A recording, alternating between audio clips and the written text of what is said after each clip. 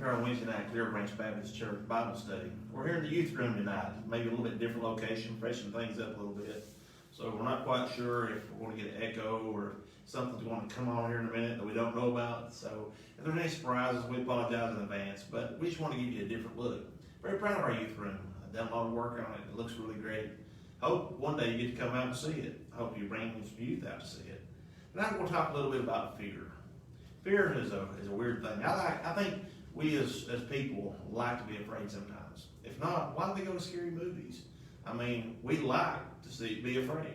If you don't think so, remember, those of you who can remember Y2K, everybody thought that the world was coming to an end at Y2K. Stock up on your toilet paper and your bottled water because the world was coming to an end. We love to be afraid. In this atmosphere that we live in today, boy, it feeds into that fear, does it not? I mean, everything you say, hear, or see on TV is be afraid, be very afraid. Coronavirus, bad. Coronavirus second wave, really bad. Economic depression, bad. Global recession, really bad. We love to be afraid, and the news just feeds into it a lot of times. When do we ever develop this sky is falling attitude? You know, the old children's story about chicken running around saying the sky is falling, the sky is falling. I think we kind of feed into that sometimes, the sky is falling attitude. You know, God doesn't intend for us to be that way. I love what the psalmist David said in the 23rd Psalm, one of the most familiar scriptures read. When the 4th verse where he says, "Yea, though I walk through the valley of the shadow of death, I will fear no evil. For thou art with me, thy rod and thy staff, they comfort me." I mean, think about it. This was a man who had fought a lion and killed it, a bear and killed it, and a Goliath and killed it. So, I mean, he said, I'm not afraid. He said, I know that God is with me. Can you imagine today if we Christians lived with that? Lived with the thought that, you know what, no matter what comes ahead of me, I'm not going to be afraid. Fear can make you do some really weird things. For some people, it makes them crawl into a ball and just hide. Others, they take off running. The fight or flight instinct kicks in, and it's more flight than just fight. Then there's those who let fear motivate them. You know, it's often been said that courage is not the absence of fear, but facing your fears and acting on it anyway. Franklin Delano Roosevelt, in 1933, in his inaugural address said, "There is nothing to fear but fear itself." Can you imagine that, if we realize that there's really nothing to fear but being afraid? I was listening to a Bible study this week on radio, and it really brought something home. It was a really good thought. It said, if you want to grow closer in your Christian life, then take what you fear the most and turn it over to God. For me, most of my early adult life was spent when my children were born, of being afraid that my children, something would happen to them, or they would get sick, or something would come along that I couldn't control. When I realized that I really wasn't in control anyway, it helped a lot. And I learned not to be afraid of things, but to turn it over to the Lord. Oftentimes, we just have to come to the place where we realize that we don't have really anything to fear. God has it in His hands. But I think sometimes we just like to be afraid. In the book of Deuteronomy, when God was talking to the children of Israel, He says, "Be strong and of good courage, fear not, nor be afraid of them. For the Lord thy God, He is that doth go with thee. He will not fail thee, nor forsake thee." What a promise. Do you think that God really has changed that much in those years? That all of a sudden He says, "Oh, run, be afraid. I'm going to leave you. I'm going to drop you off somewhere, and you're not going to have any strength." God doesn't change that way. The same commandment He gives the children of Israel is the same commandment He gives to His children today. Is, don't be afraid. Be of good courage. I've got this. Today, would it not be better off if we would just listen to God and say, you know what, I'm not going to be afraid. I'm not going to run from everything that comes along. Now, I know sometimes you have to exercise good sense, but sometimes I think we operate out of fear. The reason that we have started our parking lot services is not because we're afraid of coronavirus, but because out of an abundance of caution, we have decided that's the best way to go. If you'd like to, come and join with us in our parking lot services. We have them every Sunday morning through the month of May at 10 o'clock. And then maybe in June, if everything settles down and goes back to some semblance of normal, we might find a way to where we can worship together in our sanctuary again.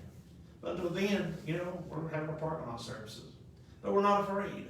We're just trying to exercise good sense and do what our governor has asked us to do. You know, the Bible tells us not to be afraid. I wonder how many people out there tonight are afraid of something. I know people who are afraid of storms, people who are afraid of the dark, people who are afraid of what's in the dark. You know, at some point in time, we all have to face our fears. I remember as a kid, I wanted to go coon hunting so bad. But to go coon hunting, you had to be out after dark. And to be out after dark meant you had to face what was out there because you didn't know and you couldn't see. There's a lot of times I believe life is like that. Sometimes we're not going to know what is out there and we really can't see what's ahead. But we face our fears and say, if we want to do something bad enough, we go do it. One of my heroes goes here to this church. His name is Joe Gilliam. He shows courage above all in the line of work that he chose to do in his career. He's a fireman. Oftentimes we're running into places where others are running out and doing a job that no one else will want to do. I stand in awe of people who do not let their fear stand in the way. I stand in awe of people who show courage and dedication like that, who rightfully probably would choose not to go into a burning building if they had to, but they overcome their fear and say, you know what, for the betterment of someone else, I will face my fears. Can you imagine tonight if God's people would do that? If they say, you know what, I'm going to face my fears. I'm going to turn over what I'm afraid of most to the Lord. You see, one of the things I've learned is that I am a parent of 2 miracle children. Whether you believe it or not, my children have grown up overnight. Just yesterday, I was bringing my son home from the hospital. That was almost 22 years ago. I found that my children grow up overnight and that all the things that I feared so much as a young parent that I really kept control, really a lot of it was just baseless. And I found out also that even when I didn't have it under my control or they were away from me and they weren't exercising the best judgment, that God still has them in his hand. You know, I think sometimes we just need to realize that we have really no control over anything. We have no control over the circumstances around us. We have no control over coronavirus or the weather on a stormy night. We have no control over finances or anything like that. What we do have control over is how we approach things. Nothing to fear but fear itself. Hopefully we find ourselves not being afraid. We find ourselves being more like David. I will not fear even though I'm walking through the valley of the shadow of death. In the book of Matthew, the 10th chapter, 20th verse, Jesus said, and fear not them which kill the body, but are not able to kill the soul, but rather fear him which is able to destroy both the soul and body in hell. If there's going to be anything to be afraid of, it should be everlasting judgment, don't you think? I mean, after all, why should we be afraid if somebody kills the body? Because Jesus has the soul for eternity. So I believe if we're going to be afraid of anything, a godly fear would be a good thing. Also, in the book of 1 John, 4th chapter, the 18th verse, it says, there is no fear in love, but perfect love casteth out fear, because fear hath torment, and he that feareth is not made perfect in love. He says, listen, there is no fear in love, and because fear has torment. And the last thing that Jesus wants for his children is to be tormented. He wants us to live a rich and fulfilled life, not all the time getting what we want. Don't get me wrong, I'm not a prosperity preacher that says that God owes you a Cadillac or a new house on a hill somewhere. But I do believe that God expects us to be fulfilled and to trust in him and to realize that he has it in his control. So I think that's what we should do tonight. We should all take just a moment and face our fears. What are you scared of the most? What do you fear the most in life? So let's take it like this. Let's do it reverse. Take what you're afraid of the most and pray about turning it over to God tonight. Is it your life, your health, your family, your finances, your hopes, your dreams, or your plans? Maybe it's your future or your past. You never know what you're afraid of, but whatever it is, let God have it. He's got it. So maybe tonight that's what we need to do, is realize that there is no fear in God's perfect love, and that he loves us so much, he doesn't want us to be tormented, and that we can walk through the valley of the shadow of death and not fear anything, because he's with us. His rod and his staff, they comfort us. So now let's have some comfort in those words, that we don't have to be afraid, that we don't have to run around like the sky is falling.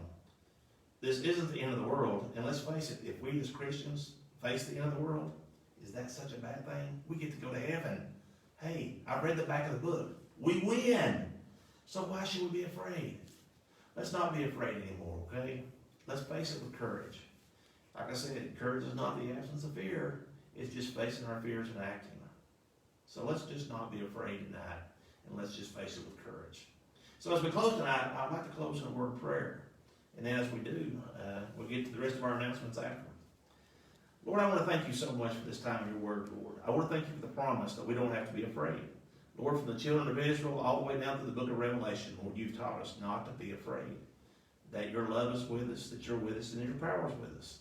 So Lord, I pray tonight if there's people out there tonight that's living in fear, Lord, the anxieties of life, the fears of life are controlling their movements. Lord, I pray, Lord, that they would turn it over to you tonight. Lord, that we would start with our worst fears, turn it over to you, and once that's taken care of, Lord, move on to the next thing. Lord, I realize that your power is all around us, and it's all through us, and it's all about us, Lord. So, Lord, we trust in you, dear Heavenly Father, to have us even when we don't even have ourselves. And Lord, we thank you for that. We thank you for your power and your grace and your might.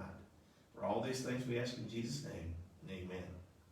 So, now, until Sunday morning at 10 o'clock, back on Facebook Live, or maybe if you can join us here in the parking lot, we look forward to our service with you again. I would like to say this is the new normal, but I really hope it's not. I hope this is just the normal for now, and I hope before long we get to worship together again. But until then, Pastor Randy.